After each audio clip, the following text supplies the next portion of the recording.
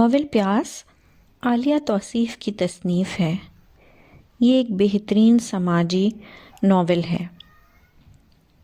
یہ پہلے ایک ڈائجسٹ میں شائع کیا جا چکا ہے اور اس کے مصنف کے لیے اس ناول نے بہت شہرت حاصل کی ہے۔ قارئین نے اس کی کشش، موضوع اور منفرد لکھنے کے سٹائل کے لیے اس کہانی کو بے انتہا پسند کیا ہے۔ آج سے میں آپ کے لیے اس ناول کو نریٹ کروں گی۔ امید کرتی ہوں آپ لوگوں کو بھی یہ ناول پسند آئے گا۔ شروع کرتے ہیں ناول پیاس کی قسط نمبر 1۔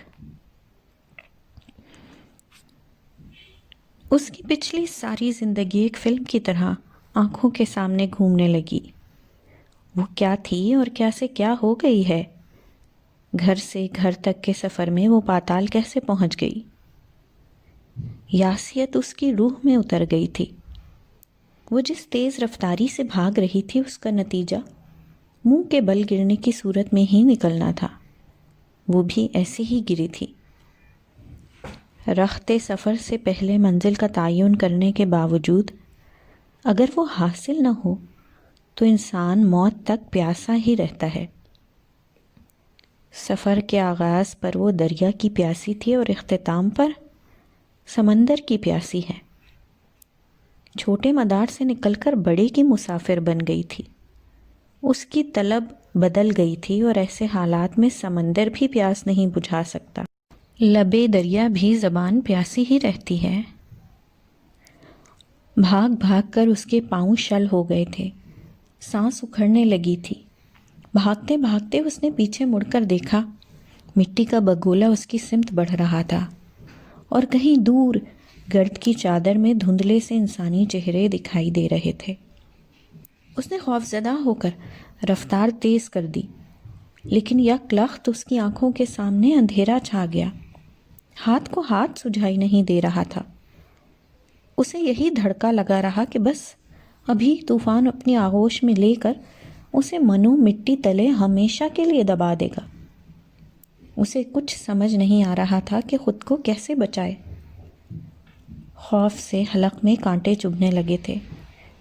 پیاس اتنی شدید تھی کہ اسے لگا ابھی اس کی جان نکل جائے گی، اور پھر وہ اچانک لہرا کر گر گئی۔ ہائے امی جی، امی دیکھیں انیلا کو کیا ہوا ہے؟ کیا ہوا ہے انیلا؟ ساجدہ نے حواس باختہ ہو کر امی کو آواز دی۔ کیا ہوا؟ میری بچی کو کیا ہو گیا؟ سوتے میں ڈر گئی ہو کیا؟ انہوں نے اسے اپنے سینے سے لگاتے ہوئے پوچھا۔ انیلا ابھی تک خواب کے اثر سے باہر نہیں آ سکی تھی۔ وہ خالی خالی آنکھوں سے ماں کو دیکھ رہی تھی۔ یہ نہیں کہ وہ کمزور لڑکی تھی جو ڈر جاتی، لیکن نہ جانے کیوں اسے یہی خواب آج پھر آیا تھا۔ اس خواب سے وہ شاید زندگی میں پہلی بار ڈری تھی، اور وہ بھی ایسا کہ ہڑبڑا کر اٹھ بیٹھی۔ کیا ہوا انیلا کی اماں؟ کچھ نہیں حاجی صاحب، لگتا ہے انیلا سوتے میں ڈر گئی ہے۔ انہوں نے حاجی صاحب کی طرف دیکھے بغیر جواب دیا اور انیلا کے گرد باہوں کا گھیرا مضبوط کر دیا۔ اوہو، پھر عشاء کی نماز بھول گئی ہوگی اور سوتے وقت آیت الکرسی بھی نہیں پڑھی ہوگی۔ پڑھی تھی ابو، پڑھی تھی، دیکھ لیں کیا ہوا۔ یہ آپ کی نماز اور آیت الکرسی نے مجھے بچا لیا کیا؟ اس طرح تو میرے ساتھ حقیقت میں بھی ہوتا تو شاید میں نہیں ڈرتی۔ یہ صلہ ملا ہے مجھے آیت الکرسی اور نماز پڑھنے کا۔ وہ ہمیشہ کی طرح بد زبانی کا مظاہرہ کرنے لگی۔ حواس باختہ تو تھی ہی، اوپر سے جو منہ میں آ رہا تھا بولے جا رہی تھی۔ انیلا؟ کیا انیلا؟ بولو، جائیں آپ سب لوگ یہاں سے جائیں۔ کوئی میرے لیے کچھ نہیں کر سکتا، کسی کو میرا خیال ہی نہیں ہے۔ جائیں آپ سب، جا کے نمازیں پڑھیں، تہجد کریں، حج کریں اور میٹھی نیند سو جائیں۔ جائیں، مجھے کسی سے کوئی بات نہیں کرنی ہے، جائیں۔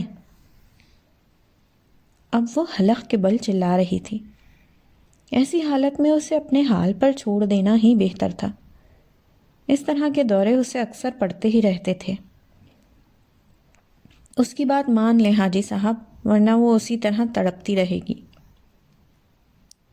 کیسے مان لوں؟ جو وہ کہہ رہی ہے نا وہ میرے بس میں ہے اور نہ اختیار میں، اور اگر ہوتا بھی تو میرے لیے وہ سب ماننے کا سوال ہی پیدا نہیں ہوتا۔ حاجی صاحب نے تہجد کے لیے مصلی بچھاتے ہوئے جواب دیا، لیکن اب اس کی حالت کا کیا حل نکالیں؟ مجھ سے اس کا رونا دیکھا نہیں جاتا۔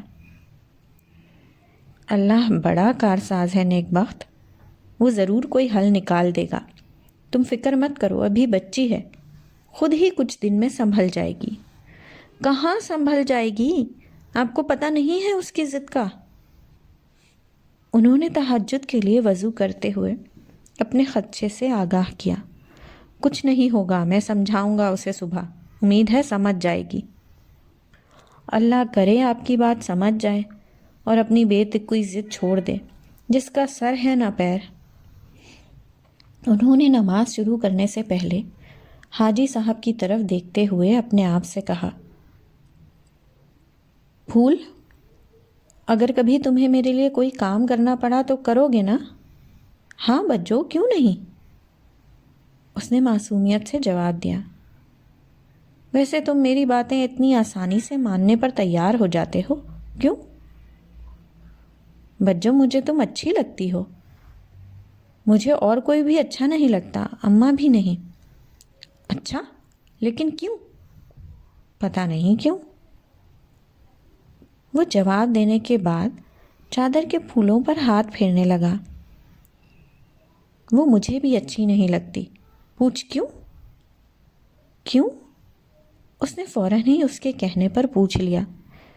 نہیں، پہلے تم بتاؤ، وہ تمہیں بری کیوں لگتی ہے؟ سوچنا پڑے گا۔ پھول، ارے وہ پھول کمبخت، کہاں مرا پڑا ہے تو؟ ادھر مر، کہاں ہے تو؟ اماں کی پاٹ دار آواز اس کے کانوں میں پڑتے ہی جیسے اسے کوئی کرنٹ لگ گیا ہو، وہ ایک دم سے ہڑبڑاتا ہوا بستر سے کودا اور جلدی جلدی جوتیاں پہن کر بولا، اوہ، میں تو بھول ہی گیا تھا، اماں نے مجھے چینی اور پتی لانے کے لیے بھیجا تھا، میں چلتا ہوں۔ اس نے دوسرے دروازے سے بیرونی دروازے تک جانے میں اپنی بچت جانی اور بغیر کچھ سنے بغیر جلدی سے چلا گیا۔ انیلا، کچھ تو خیال کرو، یہ تم کس حلیے میں نکل آئی ہو میرے ساتھ؟ میں نے تو گھر نکلتے نکلتے ہوئے خیال ہی نہیں کیا، ورنہ وہیں تمہیں۔ کیا مسئلہ ہے، بولو، کیا ہوا ہے میرے حلیے کو؟ یہاں تمہیں کوئی اس حلیے میں نظر نہیں آ رہا کیا؟ ساجدہ کی بات کاٹتے ہوئے اس نے اپنے مخصوص انداز میں بولنا فرض سمجھا۔ مجھے کسی سے سروکار نہیں ہے، مجھے صرف تم سے سروکار ہے، اور اپنے آپ سے جو حاجی محمد احمد اور حافظ قرآن کلثوم بی بی کی بیٹیاں ہیں، جو مسجد میں امامت کراتے ہیں اور جن کی بیگم مدرسے کی سربراہ اور استانی محترمہ ہیں۔ یہی نا، یا اور بھی کچھ؟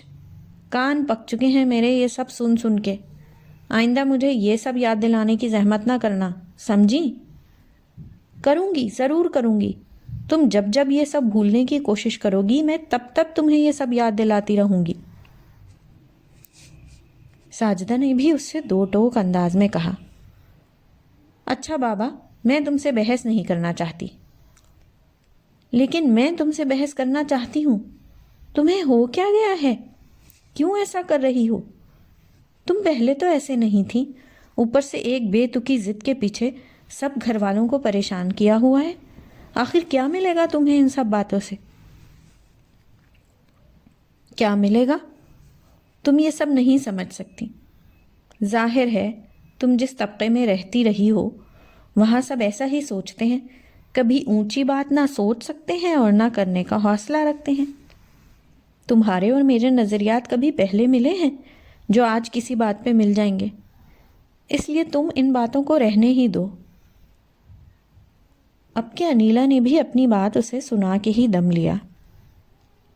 ٹھیک ہے، میں رہنے دیتی ہوں، مگر آج گھر جا کر میں ابو سے ضرور تمہاری بات کروں گی۔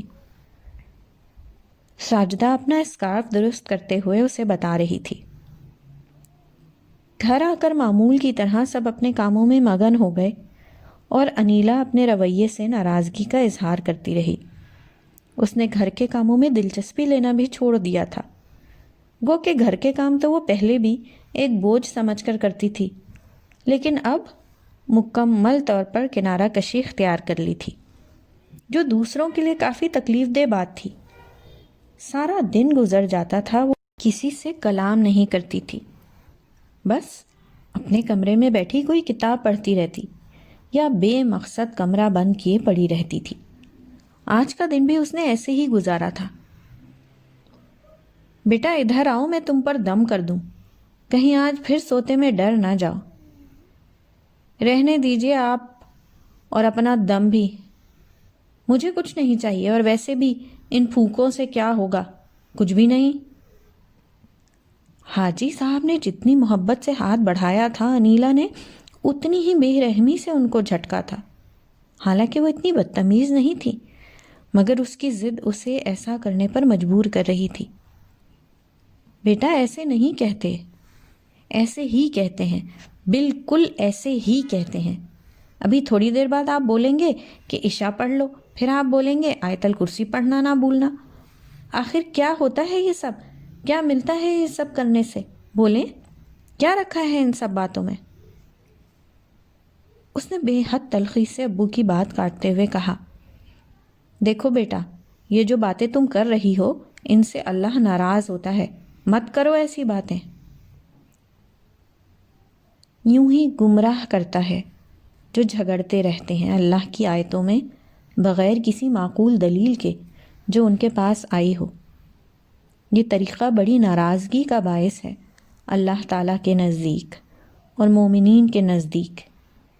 اسی طرح مہر لگا دیتا ہے اللہ ہر مغرور اور سرکش کے دل پر۔ المومن آیت نمبر 35۔ یہ نہ کرو اللہ ناراض ہوگا، وہ نہ کرو اللہ ناراض ہوگا، ایسا نہ بولو اللہ ناراض ہوگا۔ یہ اللہ صرف ہم ہی لوگوں سے کیوں ناراض ہوتا ہے؟ اور جو یہ سب کچھ کرتے پھرتے ہیں ان سے کیوں ناراض نہیں ہوتا؟ وہ پوری طرح جرح کے موڈ میں تھی۔ دیکھو بیٹا، اللہ کی لاٹھی بہت بہت بے آواز ہے، وہ جب کسی کو چاہے پکڑ لے، اس لیے ہر وقت اس سے ڈرنا چاہیے اور خیر اور بھلائی مانگنی چاہیے، یہی نا؟ وہ اپنی بدمزاجی کے عروج پر تھی۔ بیٹا تم میری سب سے بڑی اور سمجھدار اولاد ہو، تمہیں ہم نے بڑی مرادوں سے مانگا اور پالا ہے، تمہارا ایسا رویہ بہت تکلیف دہ ہے ہمارے لیے۔ حاجی صاحب کی آواز میں رنجیدگی تھی۔ آپ کو اپنی تکلیف کا تو اندازہ ہو گیا ہے، لیکن میری تکلیف، اس کا کچھ اندازہ ہے آپ کو؟ مجھے بھی اس سے کہیں زیادہ تکلیف ہو رہی ہے۔ انیلا نے مردہ دل کے ساتھ ٹھہر ٹھہر کر اپنی بات پوری کی۔ بیٹا ماں باپ کے بس میں اگر ہو تو وہ کیوں نہ اپنی اولاد کی ہر آرزو پوری کریں، لیکن جو بات اپنے اختیار میں ہی نہ ہو اس پر کوئی جرح نہیں ہوتی۔ اب تک ہم نے تمہاری ہر بات مانی اور تمہاری ہر خواہش پوری کی، تم نے جو جب جیسا چاہا تمہیں دیا، لیکن اب جو کچھ تم چاہ رہی ہو اول تو وہ اختیار میں ہی نہیں، اور اگر اختیار میں ہوتا بھی تو ہم وہ تمہارے لیے پسند نہ کرتے۔ یہ انیلا ہی تھی جس کی ہر بات سراخوں پر ہوتی تھی۔ اس کے باوجود دونوں بہنوں کے مزاج میں زمین آسمان کا فرق تھا۔ باوجود اس کے کہ دونوں ایک ہی ماں باپ کی اولاد تھیں، دونوں ایک ہی ماحول میں پرورش پا رہی تھیں، لیکن وہ انیلا ہی تھی جو کبھی کم پر توکل نہیں کرتی تھی۔ اسے ہمیشہ ہر چمکنے والی چیز ہی بھاتی تھی، اور اس وقت تک اس کی جستجو کا حصہ بنی رہتی جب تک اس کا حصول نہ ہو جاتا۔ اس کی ایسی ہی خواہشوں میں اچھے اور بڑے اسکول میں پڑھنا بھی شامل تھا۔ اپنی محدود آمدنی کے باوجود حاجی صاحب نے اس کی خواہش کے مطابق اسے او لیول اسکولنگ دی، جبکہ ساجدہ نے گھریلو مجبوریوں کو سمجھتے ہوئے اپنی بساط کے مطابق اسکول میں ہی پڑھنا بہتر سمجھا۔ وہ جانتی تھی کہ اس سے اس کی صحت پہ کوئی فرق نہیں پڑ سکتا، کیونکہ وہ بہت ذہین تھی۔ ذہین تو انیلا بھی تھی، تبھی تو وہ تیسری پوزیشن لیے بیٹھی تھی۔ جس کی وجہ سے وہ اور بھی زیادہ بضد تھی کہ وہ اگر آگے پڑھے گی تو بیرون ملک سے ہی، ورنہ نہیں۔ وہ اپنی اسکولنگ کی وجہ سے جن لوگوں میں رہتی تھی، اٹھتی بیٹھتی تھی، وہاں اس کے مزاج میں آنے والی یہ تبدیلی ایک فطری سی بات تھی۔ اس کی تمام سہیلیاں ہی اونچے خاندانوں سے تھیں اور اونچے خیالات والی بھی۔ زیادہ تر اس کے ساتھ پڑھنے والی لڑکیاں اپنی باقی تعلیم باہر کی یونیورسٹی سے حاصل کرنے جا رہی تھیں۔ وہ ذہین تھی، اس پر پوزیشن ہولڈر بھی تھی، ایک سے بڑھ کر ایک یونیورسٹی میں اسے داخلہ مل سکتا تھا، مگر اس کے دماغی خلل کا کیا کیا جائے جس میں وہ مبتلا تھی؟ کیوں اختیار میں نہیں ہے؟ اللہ نے ہمیں ہی کیوں اختیار نہیں دیا؟ جبکہ ہم نمازیں بھی پڑھتے ہیں، حج کر کے بیٹھے ہوئے ہیں، کبھی غلط کام نہیں کرتے، ہر کام میں اللہ کی رضا کو اولیت دیتے ہیں، پھر اللہ کی ہر سختی ہمارے لیے ہی کیوں ہوتی ہے؟ ان کے لیے کھلی چھوٹ کیوں ہے جو اس کے برعکس ہیں؟ انہیں سب اختیار کیوں ہے؟ آخر انیلا کے دل کا شکوہ زبان پر آ ہی گیا۔ دیکھو بیٹا، تم ایسی ضد پر اصرار کر کے اپنے اللہ کو ناراض کر رہی ہو۔ اوہ، اللہ کو ناراض؟ اللہ کی مرضی، اللہ ان سے کیوں ناراض نہیں ہوتا جو یہ سب دن رات بکتے رہتے ہیں؟ انہیں تو اللہ نے مالا مال کیا ہوا ہے، ان کی تو تجوریاں بھری ہوئی ہیں۔ آپ کی نمازوں، آپ کے قرآن، آپ کی ایمانداری، سچائی اور رزق حلال نے آپ کو کیا دیا ہے؟ بولیں، سوائے مفلسی، غربت اور فاقوں کے؟ نہ اچھا گھر، نہ اچھا معیار زندگی۔ پھر کس بات پر اللہ کی ناراضگی کا خیال کریں؟ اور اللہ تو ویسے بھی ہم سے ناراض ہے، ان سب چیزوں سے ہمیں محروم کر کے، ہمیں قطرہ قطرہ ترسا کے۔ اب وہ روحانسی ہو رہی تھی۔ دیکھو بیٹا، یہ جو دنیا ہے نا، جس میں یہ سب آسائشیں ہیں جن سے تم مروب ہو، یہ سب وقتی ہیں۔ اور جس دنیا کی تم بات کرتی ہو بیٹا، اس کے لیے تو خود یہ کہا گیا ہے کہ کافروں کے لیے یہ دنیا جنت ہے، اور ایک مسلمان کے لیے دنیا، وہ کہتے ہیں نا، جگہ جی لگانے کی دنیا نہیں ہے، یہ عبرت کی جا ہے، تماشا نہیں ہے۔ تو بس بیٹا، ہم بہت جلد باز واقع ہوتے ہیں، اللہ پر توکل کرنا چھوڑ دیتے ہیں، تو ایسے وسوسے دل میں جگہ بناتے ہیں۔ تم جتنا اللہ کا ذکر کرو گی، اتنا ہی خود کو مطمئن اور پرسکون پاؤ گی، پھر وہ سب بھی آہستہ آہستہ پا لو گی جس کی جستجو ہے، بس شرط تحمل اور توکل کی ہے۔ حاجی صاحب کا تشکر بھرا دھیما لہجہ اسے اندر تک نادم کر رہا تھا۔ لیکن ابو، میں نے تو ایک خواہش کی ہے، علم کی خواہش، جس کے خود اللہ کے رسول صلی اللہ علیہ وآلہ وسلم نے کہا ہے، علم حاصل کرو چاہے تمہیں چین ہی کیوں نہ جانا پڑے۔ پھر یہ سب صعوبتیں ہم ہی جیسے لوگوں پر کیوں ہیں؟ اللہ کے بندے تو وہ بھی ہیں جو چھینک آنے پر بھی باہر کے ملکوں میں علاج کے لیے چل پڑتے ہیں۔ پھر اللہ کی یہ تقسیم اتنی مشروط کیوں ہے؟ مینال کو ہی لے لیں، وہ ہر وہ کام کرتی ہے جس پر اللہ اور اس کے رسول نے حد لگائی ہے۔ پھر وہ اتنی معتبر کیوں ہے کہ وہ جہاں چاہے، جب چاہے، جیسا چاہے کر سکتی ہے، اور ہم، یعنی میں، بیٹھی سوچتی رہتی ہوں، سسکتی رہتی ہوں، اور اپنے ابو کی نصیحتیں سنوں، نماز پڑھوں، ذکر اللہ کروں اور سو جاؤں؟ کیوں؟ کیا مجھے وہ سب کچھ حاصل کرنے کا حق نہیں جو اس کے پاس ہے؟ اس کی سوئی ابھی بھی وہیں اٹکی ہوئی تھی۔ بیٹا، ایک بات یاد رکھو، زندگی میں کبھی اپنا موازنہ کسی سے نہ کرنا۔ تم بہت سمجھدار اور ذہین ہو، تم جہاں چاہو اپنی قابلیت کے بل بوتے پر جا سکتی ہو، مگر اس کے لیے پھر وہی شرط، تحمل اور توکل۔ تم مینال کو چھوڑو، وہ جس طبقے سے تعلق رکھتی ہے وہاں یہ ایک عام سی بات ہے، لیکن ہم اپنی غیر شادی شدہ بیٹی کو اکیلے کہیں نہیں بھیج سکتے، اور بھیجنے کی بات تو تب ہوگی جب اتنے وسائل ہوں گے۔ تو آپ میری شادی کر دیں۔ انیلا نے فوراً ہی جملہ پکڑ کر بے ساختہ کہا، شادی؟ ہم انشاءاللہ بیٹا وقت آنے پر ایسا ہی کریں گے، اب تم سو جاؤ۔ حاجی صاحب کے ہونٹوں پر اس کی بے ساختہ بات سے مسکراہٹ آ گئی۔ وہ کچھ دیر اس کے سرانے بیٹھے، اسے دیکھتے رہے، پھر اس پر آیت الکرسی پڑھ کر پھونکتے ہوئے کمرے سے نکل گئے۔ ماں باپ کی محبت بھی کیا محبت ہوتی ہے۔ کچھ دیر کے لیے انیلا بھی سب بھول گئی۔ اسے یاد رہا تو بس باپ کی شفقت اور پھونکیں، جن سے ایک تازگی اور اطمینان کا احساس اس کی رگ و پے میں سرایت کر گیا تھا، اور وہ خود کو بہت ہلکا پھلکا محسوس کر رہی تھی۔ کیا بنا انیلا، تم ہمیں جوائن کر رہی ہو نا، یا پھر یہیں کہیں؟ مینال نے اسے دیکھتے ہی اس سے اس کے پروگرام کے متعلق پوچھا۔ نہیں یار، وہ دراصل میں نے ابھی پاپا سے بات ہی نہیں کی، وہ کچھ مصروف ہیں آج کل۔ انیلا نے جھجکتے ہوئے کہنا شروع کیا۔ کم آن انیلا، میری تو فلائٹ بھی کنفرم ہونے والی ہے اور تم ابھی تک… ویسے اگر کوئی فائنینشیل پرابلم ہے تو میرے ڈیڈی کچھ ہیلپ کر سکتے ہیں۔ سچی؟ انیلا کی خوشی کا جیسے کوئی ٹھکانہ نہیں رہا، جیسے وہ یہی سننا چاہ رہی ہو۔ اپنی اسکولنگ کے پورے عرصے میں اس نے کبھی کسی پر یہ ظاہر نہیں ہونے دیا تھا کہ وہ یہاں کس طرح تعلیم حاصل کر رہی ہے۔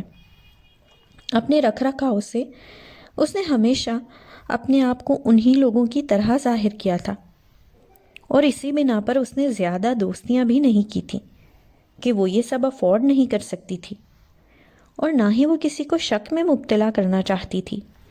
مینال کو بھی اس نے کبھی اپنے گھر نہیں بلایا تھا، اور نہ ہی کبھی اس کو اپنے بارے میں کسی قسم کی تفصیل بتائی تھی۔ خود مینال بھی بس اپنے آپ میں مگن رہنے والی لاپرواہ سی لڑکی تھی۔ ان سب کے باوجود وہ کچھ کچھ سمجھ سکتی تھی انیلا کی تمام مجبوریاں اور پابندیاں، جن کا تذکرہ کبھی کبھی انیلا کی زبان سے پھسل ہی جاتا تھا۔ پھول، یہ میری بیٹی ہے، تم اسے لے کر بھاگ جاؤ یہاں سے۔ تم جانتے ہو مجھے جو موذی مرض ہے وہ میری جان لے کر ہی رہے گا۔ آج نہیں تو کل میں نے مر جانا ہے۔ میں نہیں چاہتی جیسی زندگی ہم گزار رہے ہیں ویسی ہی اسے بھی ملے۔ تم اسے لے کر آج شام سے پہلے یہاں سے نکل جاؤ۔ تم یہ کچھ پیسے رکھ لو، یہ میرے حق مہر کے پیسے ہیں۔ میں نہیں جانتی کہ یہ میرے شوہر کی حلال کمائی تھی یا حرام، لیکن اپنے لیے میں اسے حلال کے طور پر ہی سمجھوں گی۔ اس لیے تم نے انہی پیسوں میں گزارا کرنا ہے جب تک کوئی وسیلہ نہیں بنتا، سمجھے؟ حرام کا ایک لقمہ بھی تمہارے اور اس بچی کے حلق میں نہیں جانا چاہیے۔ پھول کو یوں محسوس ہو رہا تھا جیسے وہ تیزی سے کسی گہری کھائی میں گرتا جا رہا ہو۔ وہ یہ سب سن رہا تھا، مگر اس کے پاس کسی قسم کا کوئی تاثر نہیں تھا۔ وہ تو یہ بھی پوچھنا بھول گیا تھا کہ وہ اس چھوٹی سی 2 دن کی بچی کو لے کر کہاں جائے گا اور کیسے جائے گا۔ پھول اس کا چھوٹا بھائی تھا۔ وہ سب ایک بہت بڑے جرائم پیشہ گروہ سے تعلق رکھتے تھے۔ بچپن سے لے کر اب تک ان کے دماغ میں یہی بات ڈالی جاتی کہ یہ کام ہی ان کا پیشہ اور ان کا اوڑھنا بچھونا ہے۔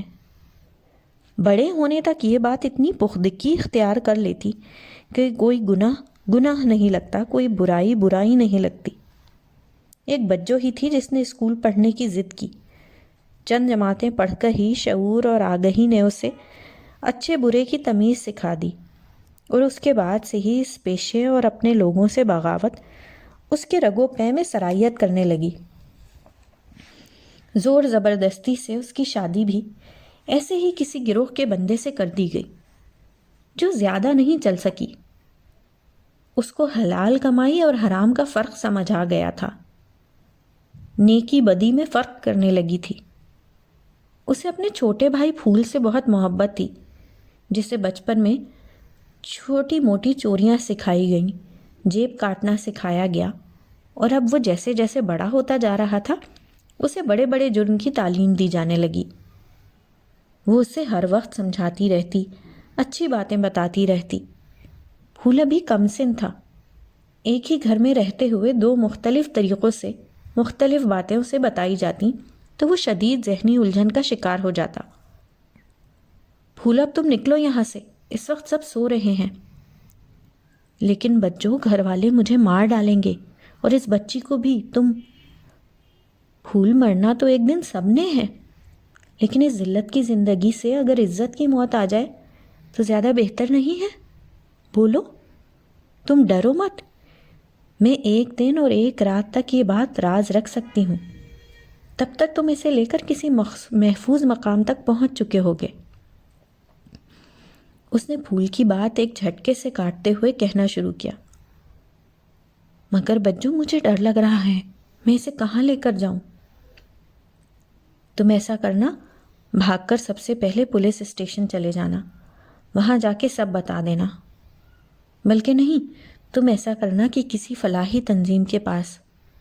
مگر نہیں۔ کچھ کہتے کہتے وہ ایک دم رونے لگ گئی۔ اس کی سمجھ نہیں آ رہا تھا کہ وہ کیا کرے۔ آنسو ایک جھڑی کی طرح برس رہے تھے۔ اس نے ایک دفعہ پھر اپنے آپ کو بے حد بے بس محسوس کیا۔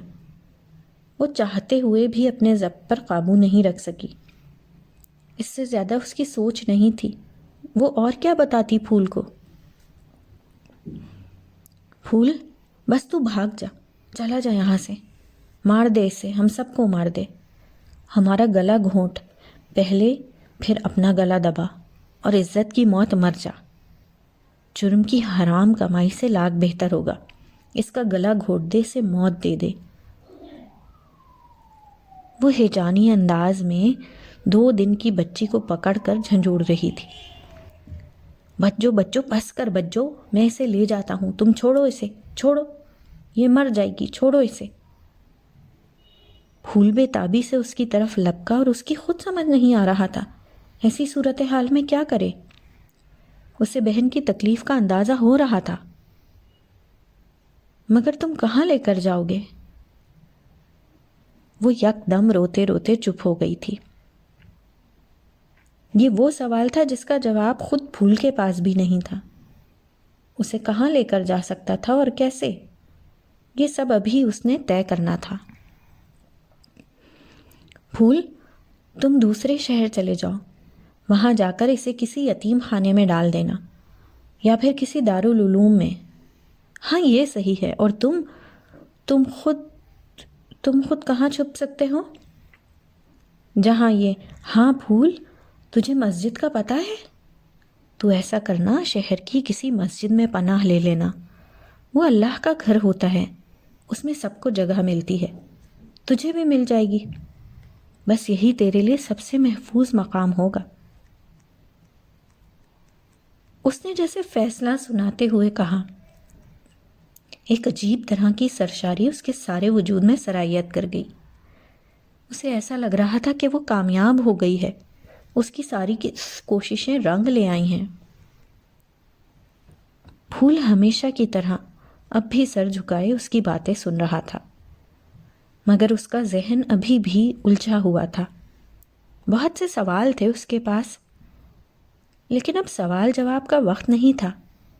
اس نے ایک لمحے کے لیے خود کو بے حد بے بس محسوس کیا، لیکن اگلے ہی لمحے خود میں ایک طاقت کو بھی محسوس کیا جو سچائی کی طرف بڑھنے کے لیے ہر قوت سے نبرد آزما ہو سکتی ہے۔ اس کے کچھ سمجھ نہیں آ رہا تھا کہ وہ پہلا قدم کہاں رکھے اور اس ننھی سی جان کو کیسے اپنے بازوؤں میں چھپائے، کہاں جائے۔ اس نے یہ قدم بچوں کے کہنے پر اٹھا تو لیا تھا، مگر اس کا دماغ معوف ہو رہا تھا۔ پیچھے بچوں، اس کا کیا ہوگا؟ مجھے کہاں کہاں ڈھونڈیں گے؟ اگر انہیں اب تک پتہ چل گیا ہوگا تو وہ مجھے ڈھونڈنے نکل چکے ہوں گے۔ پھر میں یہ بچی اور بچوں۔ اس سے آگے وہ کچھ سوچنے کی ہمت نہیں کر سکا۔ وہ اسے لیے بس اڈے پہ بیٹھا تھا جب اچانک ہی اس نے رونا شروع کر دیا۔ پھول کے لیے یہ سب بالکل غیر متوقع تھا۔ اسے سمجھ میں نہیں آ رہا تھا کہ ایسی صورتحال میں اسے کیا کرنا چاہیے۔ وہ خود کون سا ایسا سیانہ تھا، 16 سال بھی کوئی عمر ہوتی ہے؟ بیٹا، اس کی ماں ابھی تک بیت الخلا سے نہیں آئی، لگتا ہے اسے بھوک لگی ہے۔ ساتھ بیٹھی ہوئی خاتون نے ایک طائرانہ نظر ڈالتے ہوئے اس سے پوچھا۔ آخر وہی ہو رہا تھا جس سے پھول ڈر رہا تھا۔ اگر چند لمحوں تک اور اس خاتون کو بچی کی ماں نظر نہیں آئی تو وہ پھول کے بارے میں کیا سوچے گی؟ بچی کا اغوا، پھر پولیس، اف میرے خدایا، کس مشکل میں ڈال دیا ہے مجھے بچوں نے۔ اس نے بے بسی سے روتی ہوئی بچی کو دیکھتے ہوئے سوچا، ایسا کرو بچی مجھے پکڑا دو، میں بہلانے کی کوشش کرتی ہوں جب تک اس کی ماں بھی آ جائے گی۔ نہیں، پھول نے ایک جھٹکے سے بچی کو پیچھے ہٹایا۔ اس کا یہ رد عمل اتنا اچانک اور شدید تھا کہ کوئی بھی اس کی ذہنی حالت کا اندازہ لگا سکتا تھا۔ خاتون اس کا شدید رد عمل دیکھ کر پریشان ہو گئی۔ پھول کو احساس ہوا کہ اسے محتاط رہنا چاہیے۔ اس نے نظریں چراتے ہوئے جلدی سے کہا، میرا مطلب ہے آپ رہنے دیں، میں خود اسے اس کی ماں کے پاس لے جاتا ہوں۔ لگتا ہے انہیں کافی دیر ہو گئی ہے۔ بیت الخلاء کی طرف قدم بڑھاتے ہوئے پھول سوچ رہا تھا کہ پیچھے مڑ کر دیکھنا گویا اس خاتون کو اپنے بارے میں شک و شبے میں مبتلا کرنے کے مترادف ہے، جس کا خطرہ وہ فی الوقت کسی بھی طور مول نہیں لے سکتا تھا۔ لیکن یہ کیا؟ اپنے سامنے پولیس دیکھ کر اس کے پیروں کے نیچے سے زمین ہی نکل گئی۔ اب اس میں کیا قباحت ہے جب وہ مجھے فائنینشلی سپورٹ کر رہی ہے تو؟ انیلا آج پھر اپنے ابو کے سامنے اپنی ضد کے ساتھ حاضر تھی۔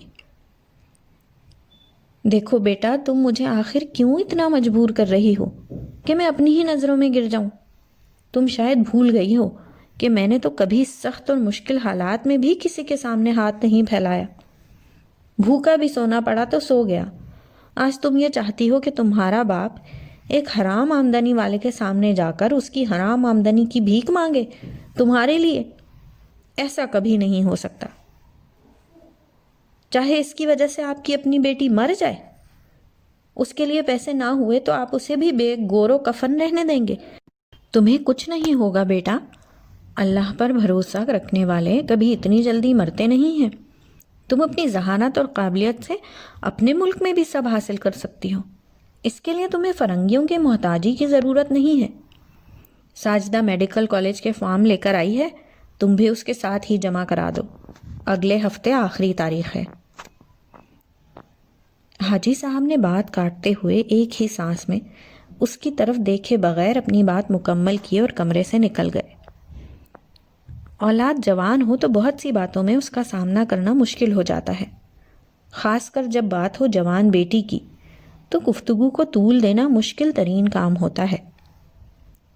پتہ نہیں کس مٹی کے بنے ہیں ابو، اولاد کے لیے تو ماں باپ کیا کیا نہیں کرتے، اور میرا باپ؟ تم ابھی بھی یہ کہہ رہی ہو، حالانکہ تم اچھی طرح جانتی ہو کہ تمہارے لیے ابو نے کیا کیا کچھ کیا ہے اور کیسے کیا ہے، یہ بھی جانتی ہو۔ پھر بھی، اور ویسے بھی ابو صحیح کہہ رہے ہیں، میں تمہیں فارم دے دوں گی اور تم اسے بھر کے مجھے دے دینا۔ ساجدہ نے انیلا کو بڑبڑاتے ہوئے دیکھ کر کہا، مجھے نہیں چاہیے کوئی فارم شام۔ یہ بات ابو کو کیوں سمجھ نہیں آ رہی کہ بیرون ملک سے تعلیم حاصل کرنا محتاجی کی بات نہیں بلکہ وقت کی اہم ضرورت ہے، اور پھر ضرورت نہیں فیشن کہو، اور ہمارا طبقہ ایسے فیشن افورڈ نہیں کر سکتا۔ تم انال کی دیکھا دیکھی اپنا ماتھا کیوں زخمی کرنے چلی ہو؟ تم اتنی ذہین ہو کہ تمہاری اکیڈمک فائل دیکھنے کے بعد ملک کا بڑے سے بڑا کالج بھی تمہیں اپنے یہاں داخلہ دینے سے انکار نہیں کر سکتا۔ تم اپنا یہ فیشن کرنے کا شوق اپنی تعلیم مکمل ہونے کے بعد کر لینا۔ ساجدہ نے بات کاٹ کر اس کے پاس بیٹھتے ہوئے کہا، جیسے تم جانتی نہیں ہو اس کے بعد کسی الو کو پکڑ کر میری شادی کر دی جائے گی اور وہ مجھے زندگی بھر کے لیے گھر میں پابند کر دے گا اور لائف ختم۔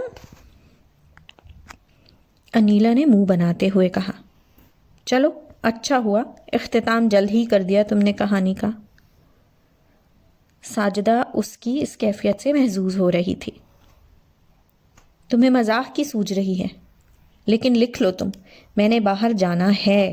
مجھے سمجھ میں نہیں آتی اس فضول ملک میں پتہ نہیں میں کیسے پیدا ہو گئی۔ جہاں کرنے کو کچھ بھی تو نہیں، بس میں ہر حال میں باہر جاؤں گی، چاہے کچھ بھی ہو جائے۔ آج پھر آپ نے ان محترمہ سے قصہ چھیڑا ہوا تھا۔ آپ سن لیں، میں اب کوئی بات نہیں مانوں گی، نہ ابو کی نہ آپ کی، جب تک میری بات نہیں مانی جاتی۔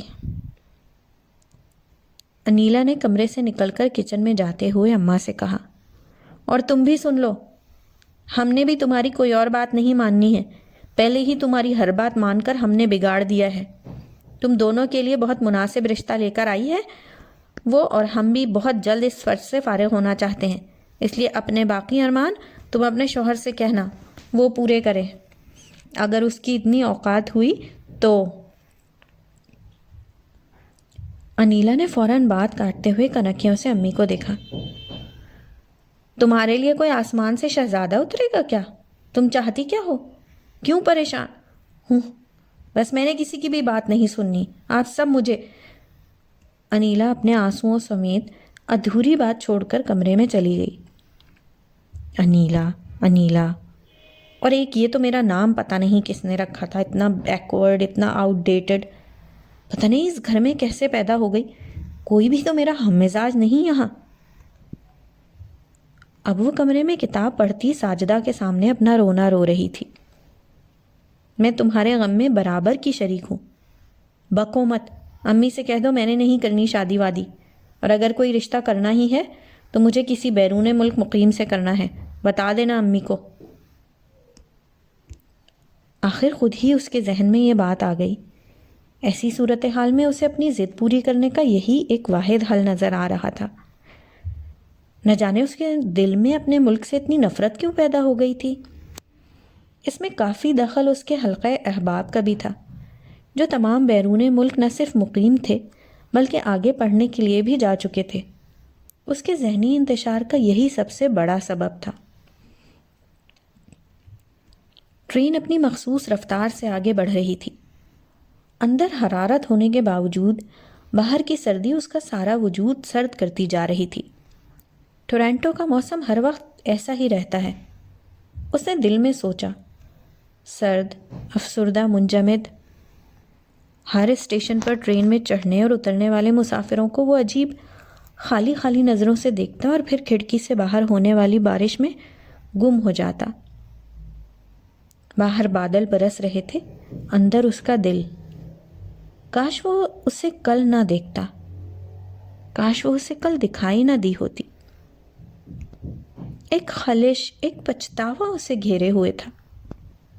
دل کے کسی کونے سے اسے آواز آتی تھی کہ اس سب میں وہ برابر کا قصوروار ہے۔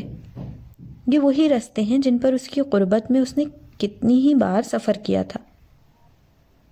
وہ یہ سوچنا بھی گناہ سمجھتا تھا کہ کبھی وہ اس کے بغیر ان رستوں پہ سفر کرے۔ مجھے سب سے زیادہ یہ جگہ پسند آئی ہے۔ شہر کے وسط میں دریا کو کراس کرتے ہوئے اس کے کانوں میں آواز گونجی۔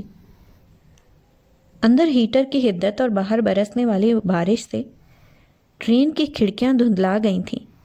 اب اسے باہر کچھ بھی صاف دکھائی نہیں دے رہا تھا۔ تم اسے یاد کر رہے ہو نا؟ وہ ایک دم چونک گیا۔ تمہیں پتہ ہے، تم پاکستانی مردوں کی بس ایک ہی برائی ہوتی ہے، اور وہ یہ کہ وہ کبھی اپنی پہلی محبت نہیں بھولتے۔ اب وہ مکمل طور پر ماضی سے باہر آ چکا تھا، اور حال بھی اس کی توقعات سے کہیں زیادہ خوبصورت اور روشن تھا، مگر یہ دل، اب تک اس کی قربت میں گزرنے والے ماہوں سال میں یہ پہلی بات تھی جس کو اس نے برائی کہا تھا، ورنہ اس کے نزدیک ہر بات میں اچھائی تھی۔ یہ لو، اور ہمیں اگلے اسٹیشن پر اترنا ہے۔ اب وہ مجھے سینڈوچ پکڑانے کے بعد اپنے لیے بھی بیگ سے نکال رہی تھی، ساتھ ہی اگلے اسٹیشن پر اترنے کی اطلاع بھی دے رہی تھی۔ اگلا اسٹیشن، جو آخری اسٹیشن تھا۔ یہ جیسے ٹرین ہوتی ہے، اتنی ہی تیز رفتاری ہم کیوں نہیں اختیار کرتے؟ کبھی ایسا ہو کہ ہم بھی اتنی ہی تیز رفتار ہو جائیں، اسٹیشن پر کھڑے مسافروں کو منہ چڑھاتے تیز رفتاری سے اپنے مقاصد تک پہنچ جائیں، ہے نا؟